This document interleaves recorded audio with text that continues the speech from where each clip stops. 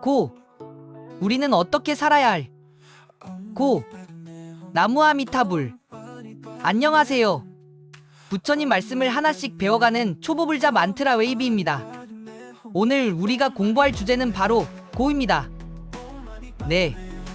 우리가 매일 부딪히는 바로 그 쓰라림.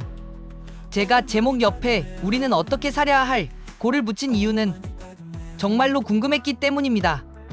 도대체 이 고를 어떻게 해야 하는가? 참아야 하는가? 도망쳐야 하는가? 지워야 하는가? 아니면 그냥 버텨야 하는가? 그래서 저는 이 문제를 집요하게 파고들었습니다.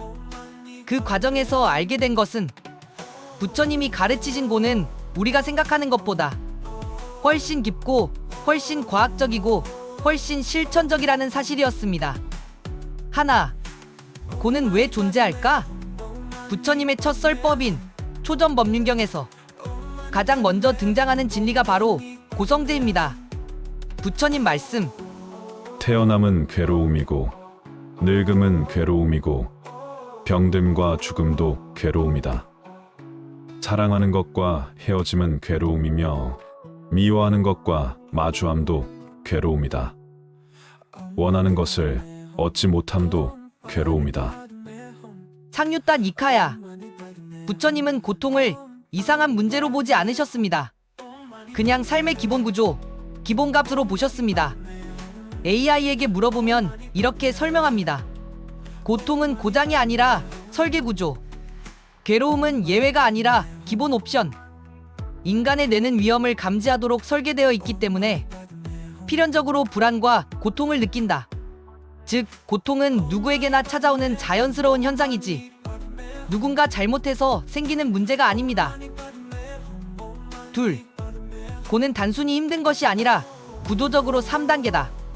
부처님은 고를 3가지로 나누어 설명하셨습니다. 하나, 고고.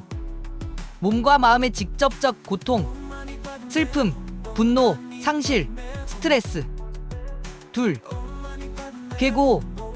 좋은 것이 변하고 무너질 때 오는 고통, 행복이 오래가지 않는 이유. 셋, 행고. 존재 자체가 불안정하기 때문에 생기는 고통, 변하는 세상에서 불안은 필연. 즉, 우리가 괴로운 이유는 우리가 잘못해서가 아니라 세상이 원래 변화하고 흔들리는 구조기 때문입니다. 셋, 고의 뿌리. 카레. 목마름 같은 집착. 부처님은 고통이 발생하는 핵심 원인을 가래라고 하셨습니다. 원하는 것을 얻고 싶어하는 마음, 지금 상태가 유지되길 바라는 마음, 피하고 싶은 것이 사라지길 바라는 마음. 이 3가지 집착이 고통을 만들어냅니다. 부처님 말씀. 애착이 고통을 낳는다. 법구경. 원하는 대로 되지 않으면 괴롭고 원하지 않는 것이 오면 역시 괴롭습니다. 이것이 가래의 구조입니다. 넷, 고를 없애려 하지 말 것. 바라보기만 해도 약해진다. 많은 사람들이 고통을 이겨내려 하고 버티려 하고 없애려 하지만 부처님은 정반대의 길을 가르치셨습니다. 부처님 말씀.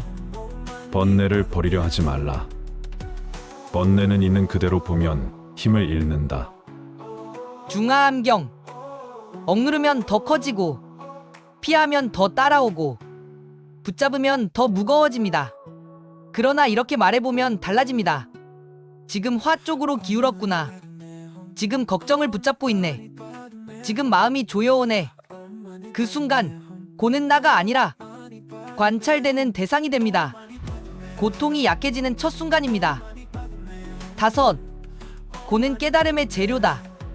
부처님은 고통을 나쁜 것으로 보지 않으셨습니다. 오히려 이렇게 말씀하셨습니다. 부처님 말씀.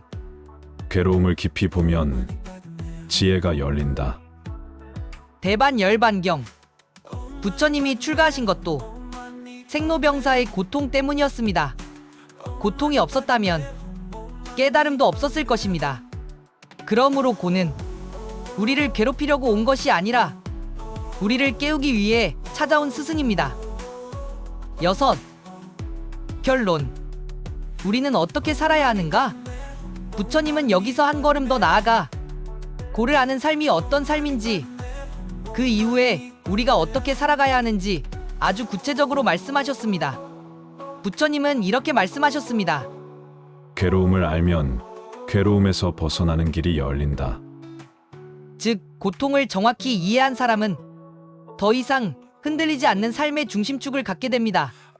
첫째, 고를 안다는 것은 삶을 있는 그대로 받아들이는 힘을 가진다는 것입니다.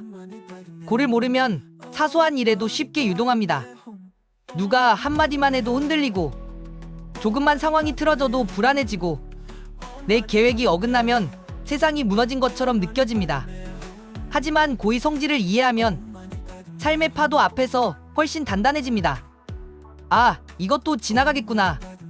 아, 지금 마음이 기울었구나. 아, 이건 나에게 닿았다가 사라질 현상이구나. 이렇게 흔들리는 나를 바라볼 수 있게 됩니다. 흔들리는 사람과 흔들림을 보는 사람은 삶의 깊이가 전혀 다릅니다. 둘째, 고를 아는 사람은 세상을 부드럽게 대하는 힘이 생깁니다. 고통을 모르는 사람은 자꾸만 왜 이래? 왜 나야? 왜 지금이야? 라고 말합니다. 삶과 싸웁니다. 하지만 고가 삶의 기본 성질임을 깨달은 사람은 세상을 밀어내지 않습니다. 사람을 탓하지 않습니다. 상황과 싸우지 않습니다.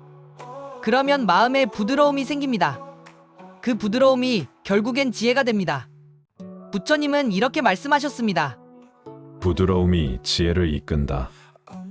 고를 이해한 사람은 세상을 조금 더 온화하게 보고, 타인을 조금 더 너그럽게 보고, 나 자신을 조금 더 따뜻하게 대할 수 있습니다.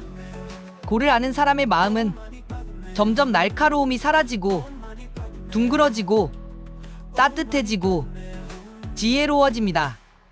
셋째, 고를 아는 사람은 더 이상 도망치지 않는 사람이 됩니다. 사람들은 괴로움이 오면 바쁘게 움직이고, 무언가를 채우고, 일로 도망가고, 쇼핑, 먹는 것, 자극으로 마음을 덮으려 합니다. 하지만 부처님은 이렇게 말씀하셨습니다. 괴로움에서 도망칠수록 괴로움은 더 깊어진다. 반대로 고를 아는 사람은 마음이 조용해지고, 현실을 바로 보고, 도망치지 않고 한 걸음 한 걸음 천천히 살아갑니다. 이 태도가 결국 삶을 더 편안하게 만들고, 관계도, 일도, 마음도 훨씬 단정해집니다. 넷째, 고를 아는 사람은 평온함을 배웁니다. 고가 있다는 사실을 정확히 아는 순간, 우리는 삶이 우리 뜻대로 흐르지 않는 시간조차 어느 정도 받아들일 수 있게 됩니다. 부처님은 이렇게 말씀하셨습니다. 모든 것은 일어나고 머물고 사라진다. 이 단순한 진리를 진짜로 이해한 사람은 삶이 흐르는 방식 자체를 신뢰하게 됩니다. 좋은 일도 머물다 가고, 나쁜 일도 머물다 갑니다. 그 흐름을 이해할 때 마음은 자연스럽게 평온을 회복합니다. 그리고 이 평온함이 바로 고를 넘어서는 첫 지혜입니다. 다섯째, 고를 아는 사람은 결국 지혜로운 사람이 됩니다. 부처님은 고통을 피하라고 하지 않았습니다. 오히려 고통을 통해 지혜가 열린다고 했습니다. 괴로움을 깊이 보면 그 속에서 지혜가 피어난다. 괴로움이 올 때 우리가 해야 할 일은 단 하나입니다. 이 괴로움이 나에게 무엇을 말하는가? 이 한 가지 질문을 던지기 시작하면 고통은 짐이 아니라 스승이 됩니다.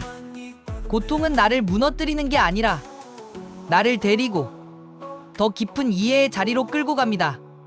이것이 부처님의 결론입니다. 그래서 우리는 이렇게 살아야 합니다. 고를 밀어내지 않고 있는 그대로 보고, 감정을 붙잡지 않고 흐르게 두고, 마음이 어디로 기울어지는지 살피고, 상황이 아니라 마음으로 돌아오고, 고통 속에서 지혜의 씨앗을 발견하며 조금 더 단단하고, 조금 더 부드럽고, 조금 더 지혜롭게 살아가는 것. 그것이 바로 부처님이 말씀하신 고를 아는 사람의 삶입니다. 그래서 우리는 지금 고를 지나가는 중이고, 곧 흘러가고, 이미 잘 버티고 있고, 그리고 부처님 말씀처럼 더 지혜롭게 살아갈 수 있고, 고와 함께 오늘도 부처님의 지혜가 가득한 하루 되시길 바랍니다. 나무아미타불.